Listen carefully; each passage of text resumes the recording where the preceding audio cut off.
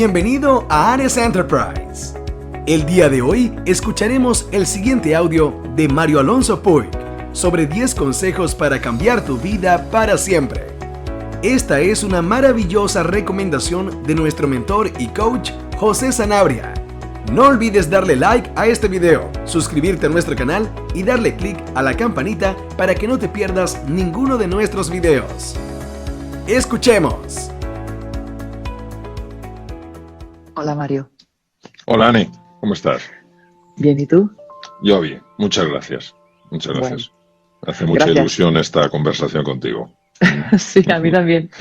Bueno, Sí, tenemos foros comunes como es el encuentro de mentes expertas con Marina y con Perico. Y sí. tenemos la ilusión, sobre todo en este momento, de compartir y aportar en este momento, como hablábamos hace poco, convulso para todos. Así que gracias, Mario. A ti. Bueno, tengo muchas cosas que me apetece compartir contigo, pero voy a ir directamente al grano con algo que además me ha pedido una amiga buena y que creo que es fundamental.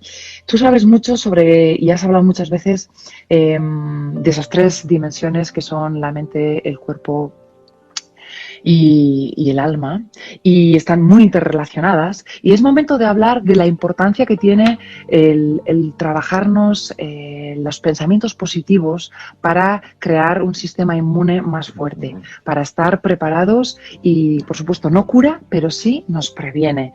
Y eso está fundamentado y nadie mejor que tú, que eres doctor, para explicarnos las explicaciones científicas y el por qué pasa eso de que si nos ponemos en un pensamiento y en un modo positivo, nuestro cuerpo estará más protegido. Ahí te lo dejo. Arranco fuerte.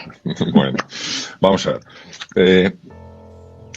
Es curioso que ya en el siglo XIX y comienzos del XX, la época de la pasión por todo el mundo del inconsciente, Sigmund Freud, de todos conocido, dijera que la depresión era el resultado de la agresión vuelta contra uno mismo. En aquel momento, que el inconsciente era algo bastante desconocido, chocó mucho esta aseveración tan categórica. Vamos a ver. Nosotros no somos conscientes, y te lo digo porque en mis 26 años de ejercicio clínico he podido ver de lo que voy a hablar ahora. No somos conscientes del poder que tiene una parte del cerebro que es la que regula el pensamiento y que es específicamente el lado izquierdo, el hemisferio cerebral izquierdo. El pensamiento, muy a raíz de la filosofía cartesiana, se consideraba que estaba como muy alejado de la parte física. Él distinguía lo que se llama la res cogitans, todo lo que es el pensamiento, de la res extensa, que incluía el cuerpo, las emociones, etc. Y para él, la conexión solo tenía lugar en un sitio, que es la glándula pineal, la epífisis, pero prácticamente no había más relación. Sin embargo, la neurociencia afectiva, que es la neurociencia que se dedica a estudiar el mundo de las emociones, ha demostrado de forma no clara lo siguiente, que cuando una persona piensa bien de una forma positiva o de una forma negativa, ese pensamiento sí se conecta con el cuerpo. No se conecta directamente, es decir, no es que el pensamiento produzca directamente un cambio hormonal o un cambio a nivel de las vísceras, el corazón, el tubo digestivo, lo que sea, sino a través de un camino indirecto, pero muy potente. El pensamiento activa diversas áreas cerebrales, que son las áreas de los sentimientos, y estas áreas de los sentimientos tienen una capacidad única.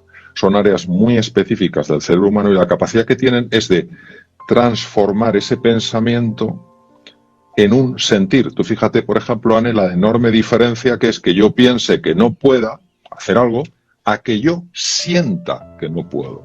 Claro. Si yo siento que no puedo, Lo pasas a la parte física. Exacto. Y entonces, lo curioso es que esos mapas de los sentimientos que son activados por el pensamiento tienen una conexión directa con el cuerpo. Es decir, ellos transforman lo que inicialmente era un pensar, ahora en un sentir y después en un vivir. Es decir, son mapas... Una realidad.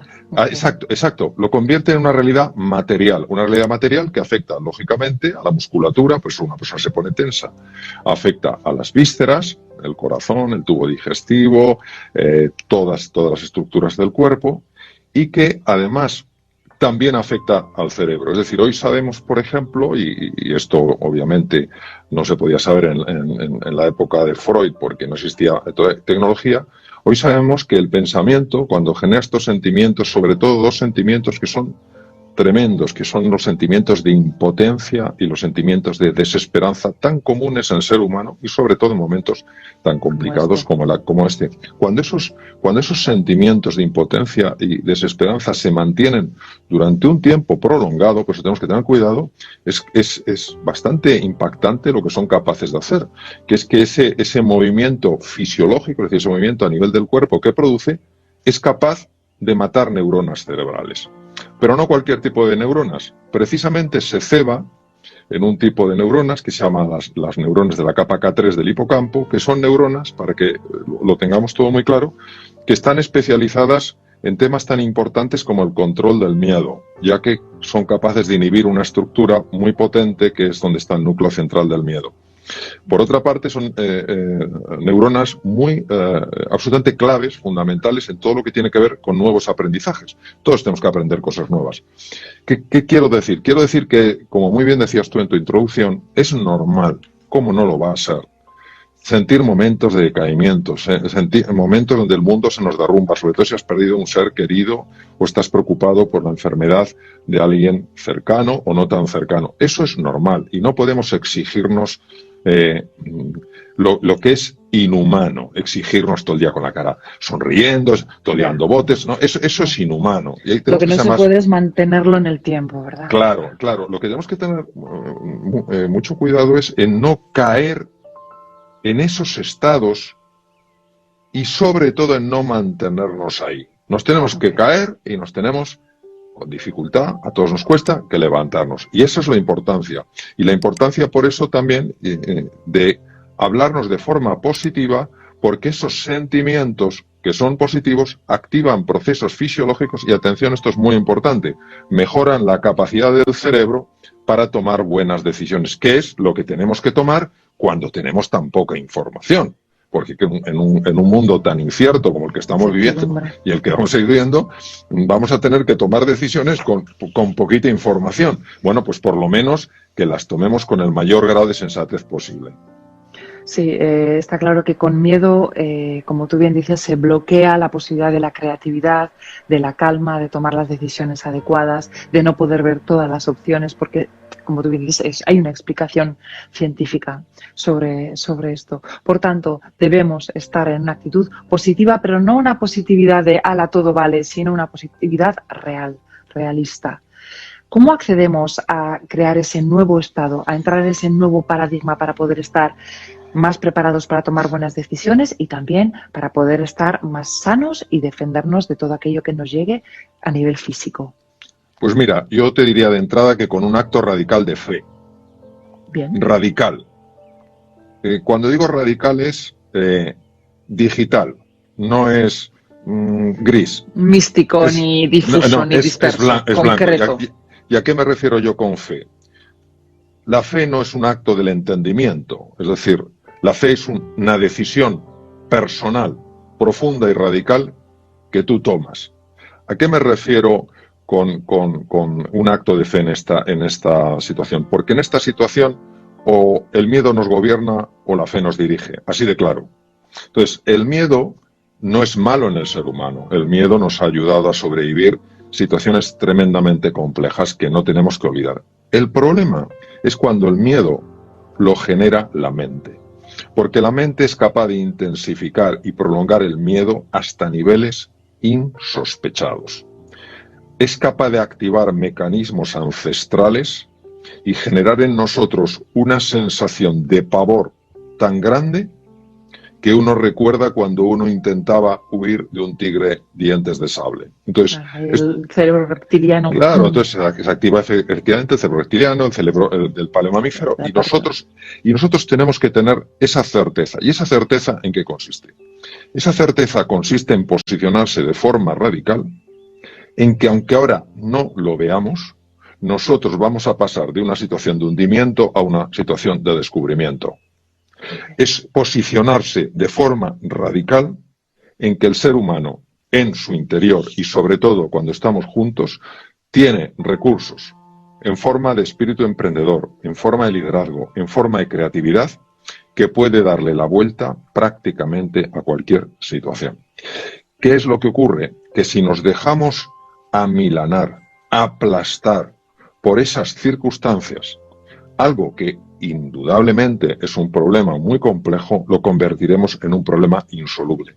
Por eso esa determinación de lo estoy pasando mal, lo voy a pasar mal, yo de aquí, nosotros de aquí salimos reforzados, tiene una fuerza tremenda, porque cuando uno resuelve con verdadera intensidad, con verdadero compromiso, que su vida va a ser así, no está diciendo que en su vida no haya problemas, no está diciendo que no lo esté pasando mal, no está diciendo que no tenga dolor, lo que está diciendo es que confía más en sus capacidades que en el problema. Confía más en la grandeza de los seres humanos que en las mezquindades. Confía más en que la cooperación lleva más lejos que la rivalidad. Y este posicionamiento radical es tan importante porque vivimos en una ilusión óptica que la vio clarísimamente, por ejemplo, Albert Einstein. A mí, cuando he leído escritos suyos, me han tocado muy hondo porque dije, madre mía, este hombre, qué conocimiento. El ser humano es capaz de co-crear la realidad. No somos espectadores pasivos. No tengo que decir, bueno, a ver el mundo que me encuentro. No, a ver el mundo que juntos creamos. Y si somos capaces de entender este poderío, que no es arrogancia, es justo reconocimiento, que está en cada uno de nosotros y que se multiplica a la enésima potencia cuando lo hacemos juntos, no tenemos por qué vivir asustados. Podemos tener miedo. ¿Cómo no vamos a tener miedo? Pero una cosa es tener miedo y otra es vivir asustado. No podemos darnos el lujo en estos momentos de vivir asustados, porque anulamos toda esa grandeza, la sepultamos bajo la preocupación, bajo la angustia, bajo la depresión. Está claro este concepto de la importancia de ponernos en los pensamientos positivos para que nuestra mente, nuestro cuerpo estén dispuestos a crear y creer. Vamos a hablar de las oportunidades que quizá hasta ahora no habíamos visto. Cuando nosotros sabemos que en momentos de crisis, en momentos convulsos, también existe una oportunidad y aceptamos que el momento, efectivamente, como bien ha dicho el doctor, es crítico, pero que podemos salir adelante con fe, empiezan a crearse las oportunidades desde una especie de conexión entre ambos hemisferios, desde ese inconsciente. ¿Cómo podemos trabajar eso? ¿Cómo se entrena el poder estar un poquito más elevado en esa actitud positiva y creadora? Una de las cosas que a mí más me ha llamado la atención cuando he estudiado un poquito la obra de Jung, fue cuando él hablaba de las sincronicidades. Hay una situación muy apasionante en la que, bueno, Jung y Freud estuvieron muy unidos durante 6 años. Freud era 20 años mayor que Jung, pero se quedó muy impactado por el joven suizo y durante 6 años colaboraron hasta que finalmente Jung se desvinculó. Entonces, ambos, Jung por su lado y Freud, le daban mucha importancia a los sueños. Bien, en una ocasión Jung estaba hablando con Freud, le estaba contando un sueño muy extraño que había tenido, en el que se había encontrado en medio del sueño con un escarabajo egipcio rarísimo de encontrar. Y en ese momento, le estaba describiendo el sueño que él había tenido la noche anterior, hubo un golpe en la ventana y apareció exactamente ese escarabajo. Yo, personalmente, no cosas tan rotundas, pero sí bastante impactantes en mi vida, he experimentado esto. Es decir, los fenómenos de sincronicidad no son ni de mentes iluminadas ni de gente rarita. Son cosas que nos pasan, pero que muchas veces nos resultan tan rompedoras que intentamos encontrar una explicación más lógica. Y como decía Einstein, en la vida o nada es un milagro, todo es un milagro. ¿Por qué digo eso? Lo digo porque si nosotros somos conscientes de que la división entre el mundo interior y el mundo exterior es una falacia. ¿A qué me refiero?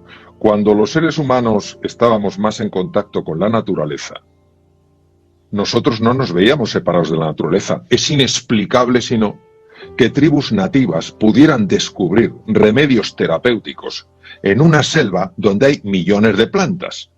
¿Cómo es posible que lo supieran si no tenían microscopios, ni tenían nada, ni tenían sistema de investigación? Algo debieron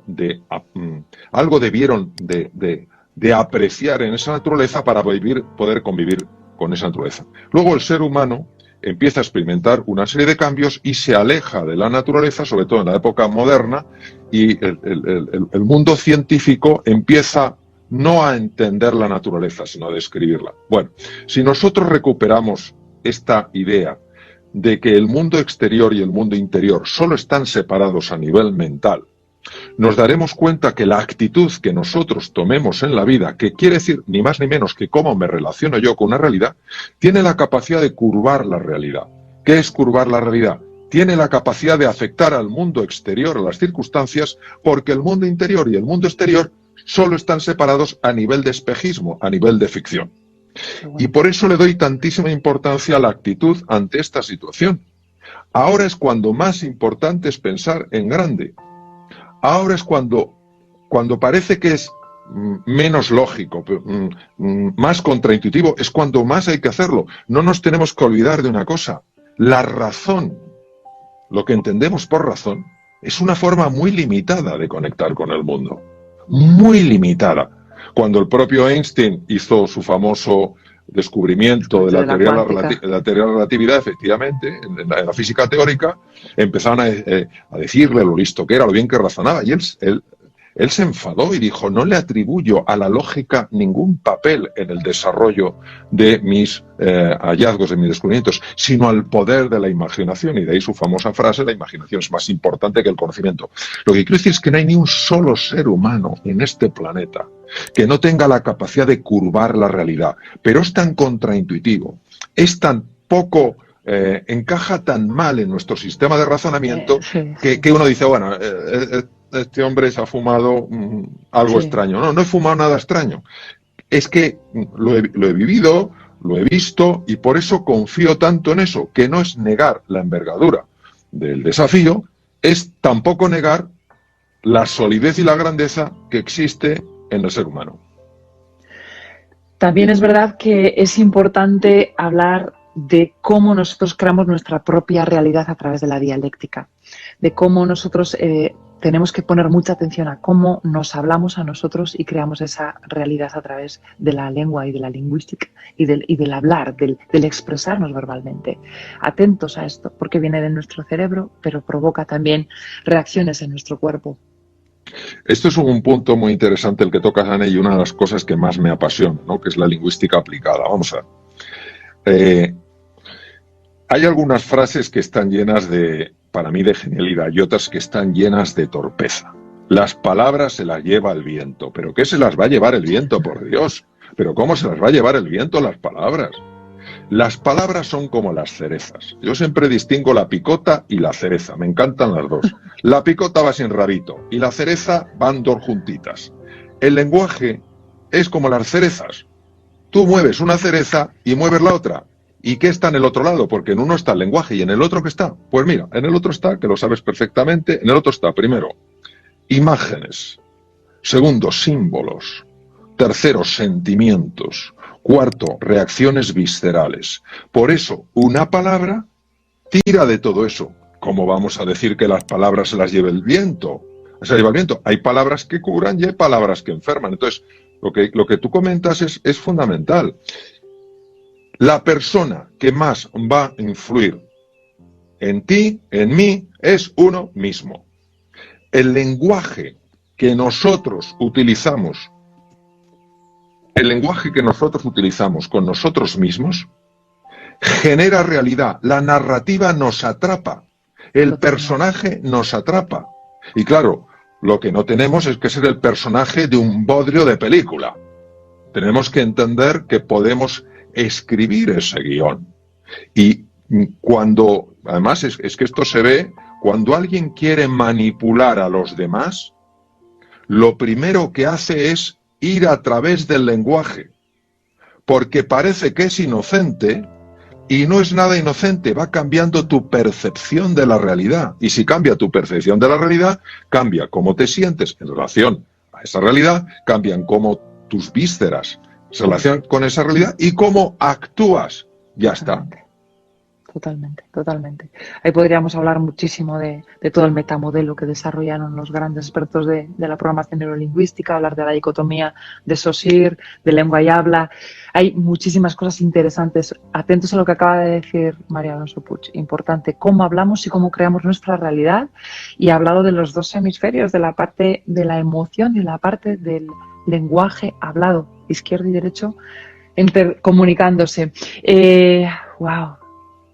Vamos a hablar también de la ansiedad, esa ansiedad que bloquea la creatividad y la emprendeduría en momentos en los que estamos deseando ser emprendedores, en los momentos en los que nos vamos a tener que reinventar. Atentos a la ansiedad, identifiquémosla, recibámosla, aceptemos sin juicio para darle la vuelta a esto, porque como bien has dicho, cuanto menos ansiosos y menos asustados estemos, mejor vamos a estar. Recuerdo unos consejos que dabas tú para trabajar los tres ámbitos, el mental, el físico y el emocional. Hacer deporte, descansar, todos aquellos consejos que dabas tú, los podemos repasar para que la gente que nos está viendo diga, ahí va, pues yo esto me vendría bien, tiene razón el doctor, si yo descansara más, si yo apagara mi móvil a las 11 de la noche, si yo hiciera un poco de ejercicio, si yo trabajara la presencia plena, todas esas cosas que son consejos que vienen de alguien que sabe que pueden ir bien. ¿Cuáles pueden ser? Bueno, primero hay que distinguir, tomando el hilo de la ansiedad, hay que distinguir la ansiedad, la angustia y la depresión, porque son primos hermanos, están muy, muy cerca. La ansiedad es la proyección al futuro de un problema, todavía no está ese problema, y además proyectas en el futuro tu incapacidad de resolverlo. Imagínate qué pan con tortas hemos hecho. Lanzamos un problema al futuro y encima nuestra incapacidad y empezamos a sufrir ya. Esa es la ansiedad. Y la ansiedad se nota en el pecho. La angustia se nota en el abdomen. Y la angustia es el miedo actual frente a algo a lo que no puedo poner nombre. Es decir, es un miedo. O sea, si yo, por ejemplo, estoy en un sitio y veo, imaginaros que estoy en un pueblo, en las ferias de un pueblo, y entra un toro por la puerta, porque se lleva la puerta por delante, y digo, un toro allí, pues la gente sabe hacia dónde correr. Pero si yo me pongo a gritar como un poseso, toro, toro, toro, estoy generando un miedo, pero las personas no saben cómo reaccionar porque no le pueden poner forma, no lo ven. Bien, esa es la angustia. Y la depresión muchas veces es el resultado de un proceso mantenido en el tiempo de ansiedad y angustia. Bien. Cuando yo hablo de esos tips de los que comentas, Anne, los tips corporales, los tips mentales y los tips anímicos, lo comento con tanta insistencia en estos días porque son una serie de propuestas que reducen radicalmente la posibilidad de tener ansiedad, angustia y depresión. ¿Por qué?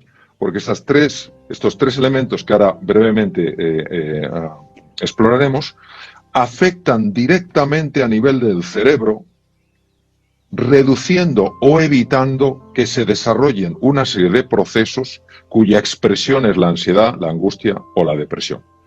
Y efectivamente, a nivel del cuerpo son los siguientes. El ejercicio físico, porque el ejercicio físico se sabe que tiene un impacto directo a nivel del cerebro.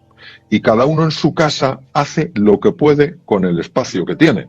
Pero se puede mover, porque si al sedentarismo, que ya es tradición en nuestra sociedad, le añadimos que encima estamos en casa, pues ya lo multiplicamos a la enésima potencia. Entonces, eso en primer lugar. El ejercicio físico, sobre todo lo que suponga una aceleración del pulmón y del corazón, de la frecuencia respiratoria y de la frecuencia cardíaca. Bombeando. O para estar bombeando, exacto. Luego, el tema de la nutrición. Es curioso porque el día pasado escuchaba en televisión que se estaban comprando muchos más dulces, mucho más azúcar para hacer postres. Y dije, no me extraña. Cuando suben los niveles de ansiedad por la preocupación, se libera una hormona, que es el cortisol, y el cortisol, por distintos mecanismos, hace que tengamos más apetito por el azúcar. Cosa que no nos conviene en absoluto, porque los excesos de azúcar producen inflamación cerebral que a su vez causa ansiedad, angustia y depresión. Entonces, claro que sí, tus postrecitos, pero moderadito. Bien, tercero, el descanso. Yo sé que ahora que estamos pues intentando muchas veces distraernos pues con las tablets, con los ordenadores, con etcétera, etcétera, pues es fácil que en un momento determinado, para distraernos, para olvidarnos de esta situación tan compleja, pues nos quedemos pegados a, cuando nos contestan un email, pues es viendo una cosa en el ordenador, etcétera. No es recomendable hacer esto más allá de las 11 porque interfiere un mecanismo muy complicado, que es el mecanismo del sueño. Y el mecanismo del sueño no solo tiene un impacto a nivel cerebral, sino que tiene un impacto en el sistema inmune. Nosotros nos interesa no solamente que sea más difícil cogerse el virus, sino que si lo cogemos el sistema inmune lo mate y sobre todo que el sistema inmune esté correctamente modulado, es decir, que ni se quede corto ni se pase. Por eso esas 7 horas, 8 horas y procurando irse a la cama a las 11 y no ver emails, el ideal es no ver emails a partir de las 8 y pico de la noche, porque a partir de las 9 empieza a segregarse la melatonina y es lo que hay que evitar que se interfiera. Entonces, esos son 3 cosas que son muy sencillas, pero tienen un impacto directo en el cerebro. A nivel de la mente, lo has comentado antes. Vamos a ver, sobre todo en momentos de ansiedad, entra con especial actividad un circuito que se llama la red neuronal por defecto, que nos intenta arrastrar, porque eso no es llevarte, eso es arrastrarte. Nos intenta llevar al pasado o nos lanza al futuro. Pero la pregunta es, ¿para qué? Bueno, la explicación es larga, pero el resultado es, ¿qué gano de esto? Cuando me voy al pasado, ¿para qué me estoy yendo? Para lamentarme, no me voy para aprender, me voy para lamentarme, tenía que haber ahorrado más y si no lo estaría pasando tan mal ahora, tenía que haber sido previsor y haberme metido más en el mundo digital y ahora tengo que aprender y no tengo ni idea. Es para lamentarte, para llenarte de culpa, para llenarte de vergüenza. ¿Eso a quién ayuda? A nadie. Y cuando te proyecta al futuro, ¿qué es? Para anticipar. ¿Qué va? Es para angustiarte, para preocuparte. Por eso, mantenerse en el presente hoy no es un lujo, es una necesidad. Y además lo sabemos perfectamente. Mañana sale una cosa nueva del coronavirus 19, mañana sale una normativa nueva, mañana tal cual. ¿Qué vamos a estar angustiándonos por el mañana? Vamos a vivir los afanes de cada día. Y esto tiene muchas repercusiones muy favorables, no solo a nivel del funcionamiento del cerebro, mejora la eficiencia, mejora la memoria, mejora el manejo de datos complejos, sino además del sistema inmune favorece la modulación correcta. Eso a nivel de la mente podríamos entrar en más cosas. Pero a nivel del alma, que es la parte espiritual, la parte trascendental de un ser humano que abraza a todo el mundo, como decía la Madre Teresa de Calcuta, mi única religión es el amor. Entonces, cuando hablamos de espiritualidad, hablamos de sabiduría, hablamos de amor, no estamos hablando de nada de otro tipo, perfectamente compatible. Sí. Claro, perfectamente compatible con una religión madura, perfectamente compatible con ninguna religión. Es decir, es salirte de tú, yo, mío, pum.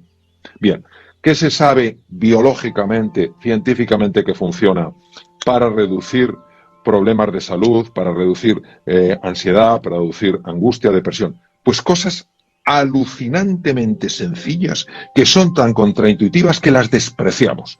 Nuestra razón es tan arrogante, desde luego empezando por la mía, claro, nuestra razón es tan arrogante que todo aquello que se salga del tiesto no existe. No existe.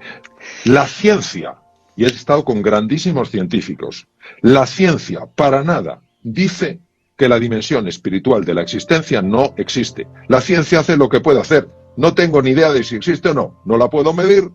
Ahora no sé si existe o no. Bien, el cientificismo o cientismo, que es una corriente filosófica, se ampara engañosamente en la ciencia para decir que lo que no se puede pesar ni medir no existe. Por favor, ¿pero de qué me está hablando? Usted podrá decir que no tengo ni idea de si existe, que a lo mejor sí, que a lo mejor no. Bien, entonces, ¿qué es lo que sabemos? Que cuando una persona se levanta por las mañanas y a pesar de las dificultades del día, a pesar de la incertidumbre, a pesar del dolor, decide sentir gratitud por algunas cosas de su vida que siguen funcionando, se ha despertado. Hay gente que no se ha vuelto a despertar. No se nos tiene que olvidar eso. Hay gente que no se ha vuelto a despertar. Nosotros nos hemos despertado.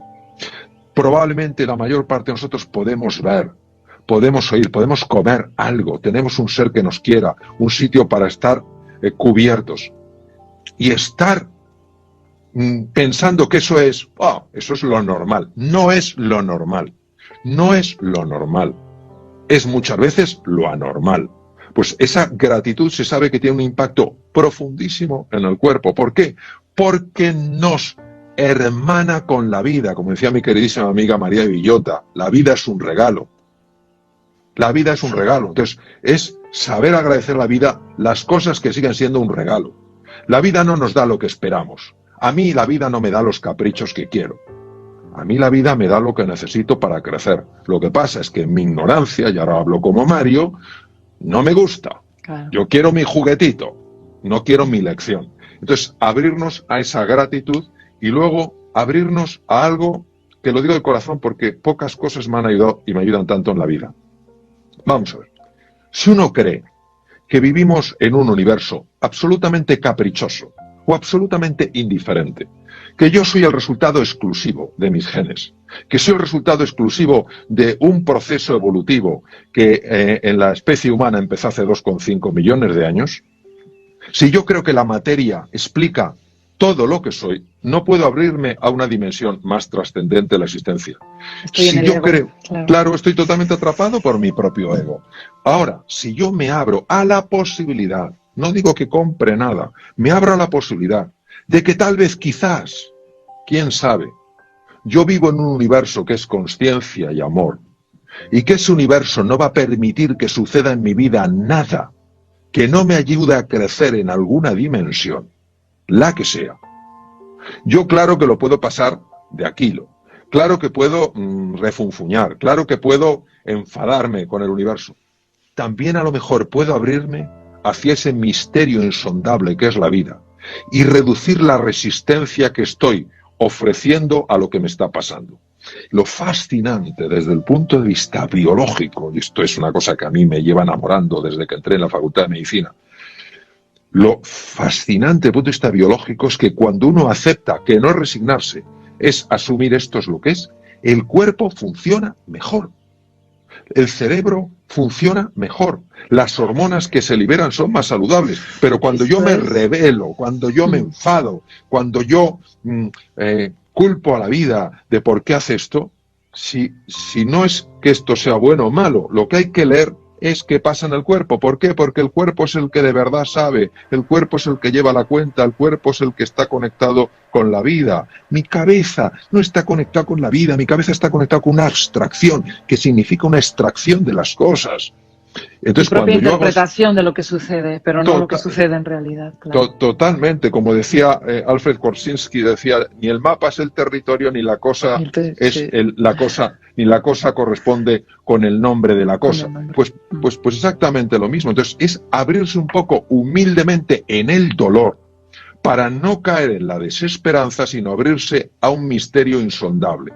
¿Cuántas veces no habré visto yo en mi trabajo como cirujano a lo largo de 26 años, personas que han encontrado en su enfermedad un camino y que luego te han dicho nunca lo hubiera elegido? Tuvo que aparecer esto en mi vida para que yo diera un giro radical. Pero como no podemos mirar, no podemos entenderlo esto hacia adelante, solo se entiende mirando hacia atrás. De esto hablaba maravillosamente Steve Jobs, ¿no? Y entonces cuando miras atrás dices, anda, mira que fue duro aquello, pero cómo me mejoró como persona. Ahora, si yo me rebelo, si yo me enfado, puedo entrar en la ansiedad, en la angustia y en la depresión. Y eso es irme al pozo sí o sí. Qué importante la aceptación, la toma de conciencia de lo que nos pasa, el para qué nos está pasando, la aceptación y la curiosidad por estar vivos, por las ganas de estar vivos a través de la curiosidad y las ganas de emprender desde ese momento de crisis fundamental. Me ha gustado muchísimo lo que acabas de decir y un gran aprendizaje, me ha gustado mucho. ¿Y qué hay de los momentos en los que uno tiene que hablar desde la empatía, desde el estar con el otro, desde darse cuenta de que uno crece en esa dimensión del alma a través de la contribución con hacia el otro? Uno es más feliz cuando es consciente de que es parte de todo y de que él es también protagonista de un cambio que puede ir a mejor. En ese momento también uno de repente se siente chutado, se siente feliz porque es parte de un cambio a mejor. Sí, lo has definido muy bien en el tema de la felicidad. La felicidad no es el goce de los sentidos, es el gozo del corazón.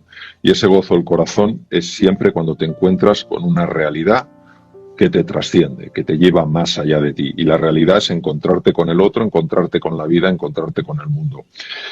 ¿Por qué es tan importante la empatía? Porque la empatía es la capacidad de ayudar a una persona a sentir que ha sido comprendida. La empatía no busca resolver nada. La empatía no busca aconsejar. La empatía no busca adoctrinar. La empatía lo que busca es que una persona se sienta comprendida. Todos nosotros sabemos la importancia que ha tenido en nuestra vida cuando, aunque no nos han dado ningún consejo para mejorar algo, nos hemos sentido comprendidos. ¿Por qué? Porque la soledad mata. Y la soledad no solo es estar físicamente solo, es sentir que nadie te comprende. Sentir que nadie conecta con cómo estás viviendo tú las cosas. Y esto es un tema que nos cuesta mucho, porque es muy fácil de decir el tema de la empatía, pero la empatía real implica la capacidad de abrirse tan plenamente a la otra persona que te olvidas de ti. Y es tan difícil, Anne, olvidarse de uno Nos mismo. Aferramos a lo nuestro, conjugamos en primera persona singular con una facilidad y nos gusta tanto, pues yo más, y tú sufres, pues fíjate, yo también más. Yo también, a ver quién sufre más. A ver quién sufre más y así nos ganamos el cielo y ya está, y todo arreglado. Sí, y yo pero te eso estoy es contando una una cosa. Sí, yo creo que es muchas veces una mala interpretación de un montón de cosas. Ya, de creencias. Claro, de creencias ancestrales. Yo creo que cuando tú estás verdaderamente conectado con una persona, lo que se llama presencia plena, eso ya es empatía. ¿Por qué? Porque cualquier persona que sienta que le estás dando tu atención no dividida, se siente valiosa.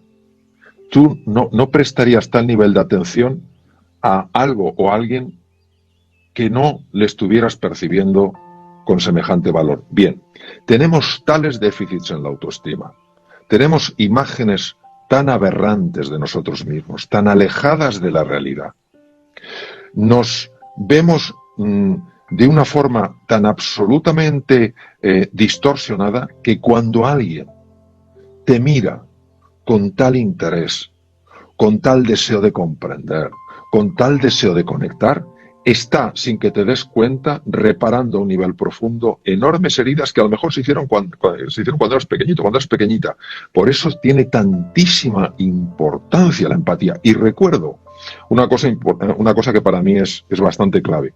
Todos sabemos que muchos hemos oído que los indios navajos, un pueblo tan sabio en los Estados Unidos, hablan mucho de que tienes que caminar 5 leguas en los mocasines de la otra persona. De alguien para saber. Sí, y yo creo personalmente, es mi forma sin duda muy limitada de verlo, yo creo que no tienes que andar en sus mocasines, pero sí tienes que ponértelos. Es decir, andar en sus mocasines puede ser como simpatizo con esto. La empatía es, siento cómo se siente estando en estos mocasines, pero yo elijo caminar de otra manera. Entonces, ese punto yo creo que es clave, porque además en temas de biología esto es brutal.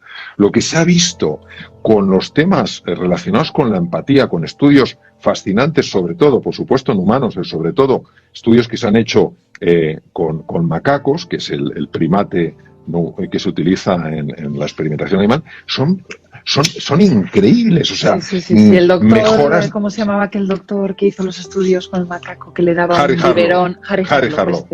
Sí. Mejoras en el sistema inmune, mejoras en la inteligencia, mejoras en la socialización.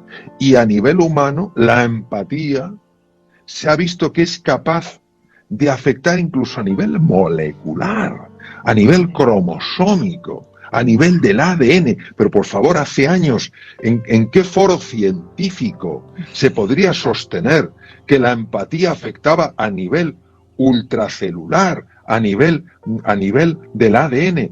Hoy en día es una realidad, pero vamos, pero una realidad, no que la estén comentando 4 personas que están ahí a con nivel sus locuras. místico. No, estamos hablando a nivel de personas que han ganado el Premio Nobel de Medicina, véase Alexis Carrel, véase Elizabeth Blackburn, o sea, montones de científicos, véase David Bohm, Premio Nobel de Física Cuántica, por sus trabajos de física teórica, etcétera, etcétera. Es decir, estamos hablando de personas que no solo son científicos, sino que para mí personalmente son sabios. Bueno, pues yo no digo que compremos eso, pero tampoco que lo despreciemos como si fueran personas que no tienen un conocimiento de lo que están hablando.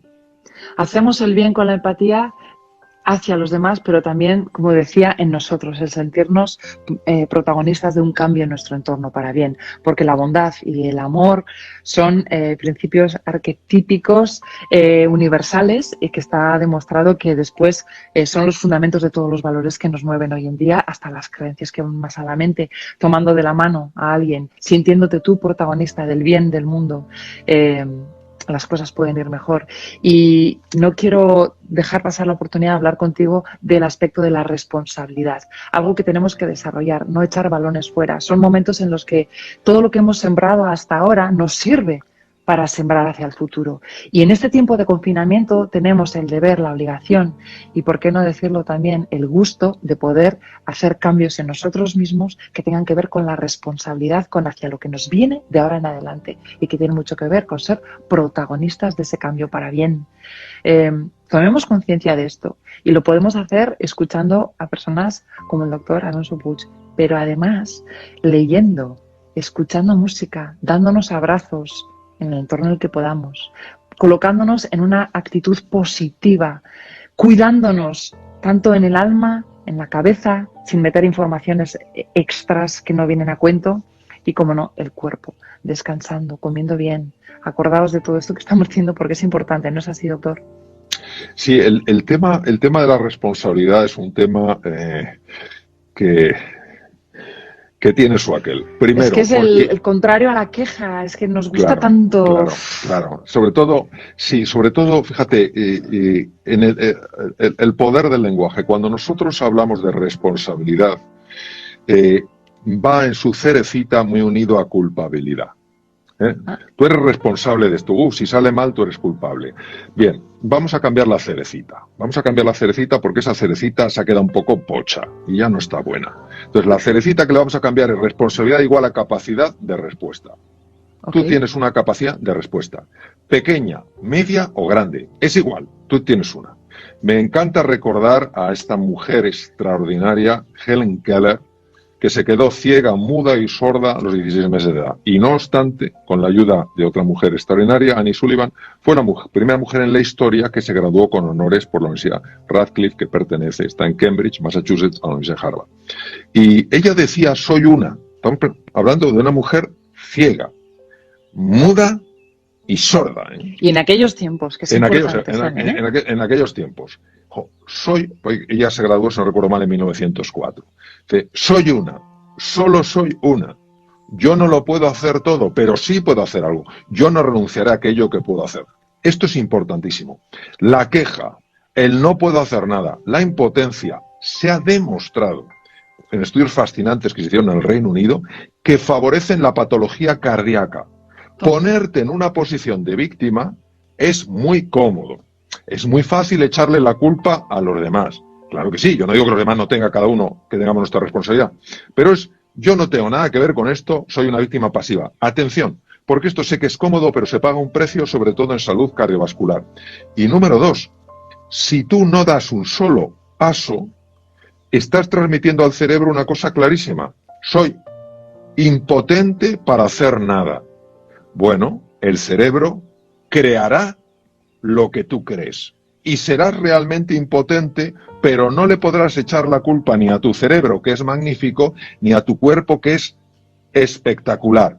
Tendrás que tomar responsabilidad por no haberla tomado. Y decir, se acabó ser una plañidera, se acabó ser un plañidero, voy a hacer lo que pueda, donde esté y con lo que tenga. ¿Fácil? No.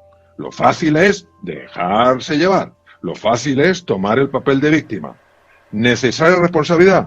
Por favor, ¿cómo vamos a construir algo nuevo juntos si no decidimos dar un paso? Entonces yo animo mucho con una pregunta para personas que están bloqueadas, que es una cosa que puede pasar hasta en el ser humano más inteligente y más capacitado, todos nos podemos bloquear.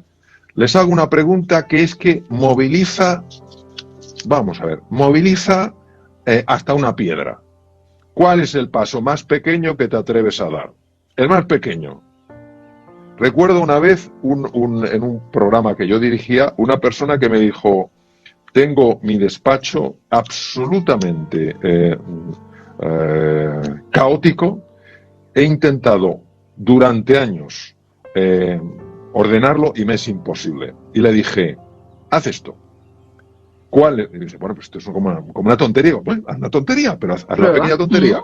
Entonces me lo contó porque lo ordenó en un fin de semana. Claro. ¿Y cómo lo hizo? ¿Cuál es el paso más pequeño que me atrevo a dar? Mover un folio. Ordenar un folio. Ah, pero es que después de ordenar un folio, oye, ¿por qué no ordeno dos? Ordenar 2 folios. Bueno, voy a poner, en un fin de semana acabó ordenándolo todo. Es que esto es lo que no nos damos cuenta. Cómo nos atrapan esquemas mentales, cómo el ser humano está lleno de grandeza, pero sus limitaciones hacen que esa grandeza quede sepultada en un montón de justificaciones y de excusas. Claro, ¿sabes qué pasa? Claro. Que si ordena el escritorio, igual después tiene que empezar a ordenar otra cosa. Y siempre son símbolos y siempre hay una intención positiva detrás. Si después de ordenar el despacho ya, ¿qué tengo que ordenar? Pues igual tengo que ordenar mi vida. Y estoy haciendo aquí un parafraseo y estoy aquí metiéndome donde nadie me llama. Pero sí es verdad que a veces no queremos dar ese primer pequeño paso porque tenemos miedo a que nos salga bien. Y si no sale bien, vaya que luego me voy a tener que enfrentar a un reto más grande. Y esto es que esto es muy cansado. Es que eso es es que es muy interesante lo que dices, Anne, y me gustaría en este sentido mandar un mensaje porque creo que a lo mejor ojalá pueda ayudar. Vamos a ver. Nosotros preferimos lo malo a lo bueno siempre que lo malo sea familiar. Pero es que lo preferimos a niveles de no creérnoslo. O sea, porque no entro en esto que nos llevaría bastante lejos. ¿Qué quiere decir? Que si para mí lo familiar es no controlar mi vida, no sentirme capaz, sentir que no puedo organizar ni siquiera el espacio vital, preferiré ir a lo familiar a pesar de que el precio que pague sea no crecer, no evolucionar, no mejorar, no progresar. Y tenemos que comprender eso y en un momento determinado, ante nosotros mismos, tendremos que dar un puñetazo en la mesa ante nosotros mismos. Se acabó. Quien manda en mi vida, el capitán de mi vida soy yo. A mí no me van a seguir manipulando modelos que tengo mentales que no me ayudan en nada, que solo me limitan. Se acabó. Tengo una vida para vivirla, voy a vivirla de tal manera que sea una expresión de la grandeza que hay en mí, que me ayude a experimentar lo que es de verdad vivir e inspirar a las personas que estén a mi lado a lo mismo, porque también tenemos responsabilidad en eso, en la medida de nuestras posibilidades, de ser una pequeña luz que ilumine el camino de los demás, sin pretensiones, pero sí con determinación. Entonces, ahí hay que echarle carácter, ahí hay que echarle fuerza, voluntad, ahí hay que echarle arrestos, ahí hay que echarle agallas y pensar que lo que está en juego es importante y no nos podemos dar el lujo y no es ponerse. Uno de mis hijos me dice: papá, cuando hables no te pongas tan serio. Digo, es que me enciendo, pero bueno, estoy. Entonces, que nos demos cuenta que hay mucho en juego para que nos lo tomemos de una forma relajada y también con seriedad. Como decía mi madre, no, hija, puede ser de todo menos pusilánime, porque eso significa que tienes el alma muerta. No, tienes que estar viva y con ganas de hacer cosas, aunque te cueste. Como dices tú, empieza por pequeñas cosas, ¿no? Y sé el inspirador. Más que brillar tú, pon la linterna para que los demás también puedan brillar, ¿no? Antes de terminar, te quería preguntar, en todo este confinamiento y en lo que llevas ya estudiado y formado. ¿Qué es lo que estás aprendiendo, Mario? Bueno, lo primero yo decidí hace tiempo yo cambiar para mí mismo la denominación de confinamiento por retiro. Me he dado cuenta que la palabra confinamiento me genera una sensación de obligatoriedad, y aunque es verdad que es obligatorio quedarse, la palabra retiro me da una sensación de libertad. Y ya que puedo elegir cómo me relaciono con esta situación, como no voy a cambiar el hecho de no poder salir, lo llame confinamiento o retiro, lo que me pregunto es cómo estoy mejor. Y entonces yo estoy mejor y considerando que es un retiro que me sirve para pensar, para reflexionar, para valorar lo que no valoraba o que no valoraba tanto, y para hacer el ejercicio más difícil que se le puede pedir a un ser humano y que se nos está pidiendo a nosotros, que es sacar a flote la mejor versión cuando más difícil es sacarla. Eso es cuando, ahí es donde uno realmente se está jugando mucho, cuando es capaz de no dejarse apabullar, arrastrar, amilanar, empequeñecer por unas circunstancias muy difíciles y dice, acepto que estas circunstancias son así. Si hubiera podido, desde luego no las habría elegido. Son las que son. ¿Qué voy a hacer yo durante este periodo, el tiempo que dure, para sacar a flote algo que me ayude, que nos ayude a vivir esto que estamos viviendo de una forma diferente? Y yo creo que si hacemos eso, en algo vamos a salir reforzados. Si no, esto nos arrastra y nos lleva a un vacío en el que no tenemos por qué caer. El ser humano, como decía maravillosamente Viktor Frankl, muchas veces no puede elegir sus circunstancias. Claro que no. Nosotros no hemos elegido estas circunstancias. Él tampoco las eligió. Él tampoco eligió estar en 3 campos de concentración nazi. No lo eligió. Él tampoco eligió ver a tanta gente morir. Él tampoco eligió tener que sufrir tanto. Lo que sí dijo y transformó su vida y la de muchas personas es: si puedo elegir cómo me relaciono yo con esto. Entre lo que me pasa y lo que hago, entre lo que me pasa y cómo respondo, hay un espacio donde me juego la libertad. La libertad de elegir cómo lo quiero vivir. Quiero vivir este momento de reclusión, de retiro, de confinamiento, cuarentena, en casa de una manera, o la quiero vivir de otro. Y tenemos una responsabilidad en esto, no de ocultar nuestras emociones, porque todos tenemos emociones y las emociones han de fluir.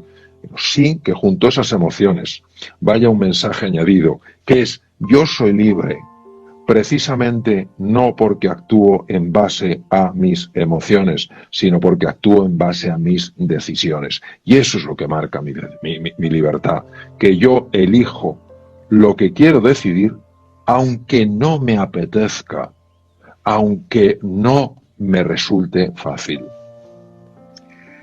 Gracias, Mario. Estaría un rato largo, pero no quiero abusar de ti. Llevamos casi 1 hora hablando y escuchándote, sobre todo. No sabes la de gente que está entrando para dar las gracias por tu aportación, gente que te conoce hace tiempo y gente que te acaba de descubrir, pero yo creo que eres una persona ya reconocida no solamente a nivel nacional, sino a nivel mundial, y es un lujo tenerte aquí en este ratito.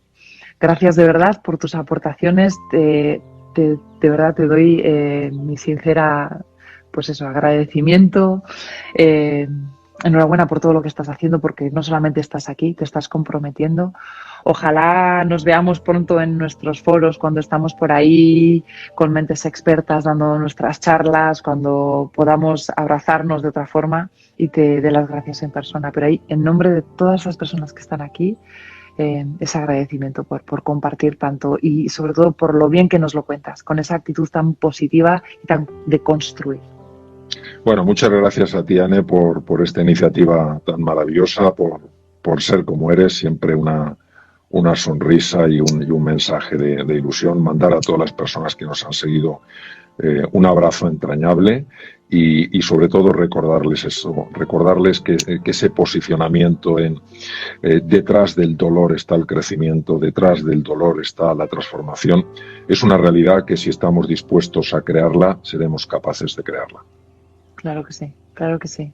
Muchas gracias. Hasta pronto, Mario. Adiós, cuídate. Chao, doctor. Gracias. Adiós, Mario. Hasta luego. Espero te haya gustado este maravilloso audio de Mario Alonso Puig, una recomendación de nuestro coach y mentor José Sanabria. No olvides darle like a este video, suscribirte a nuestro canal y darle clic a la campanita para que no te pierdas ninguno de nuestros videos. Ya será hasta la próxima. Esto fue Ares Enterprise.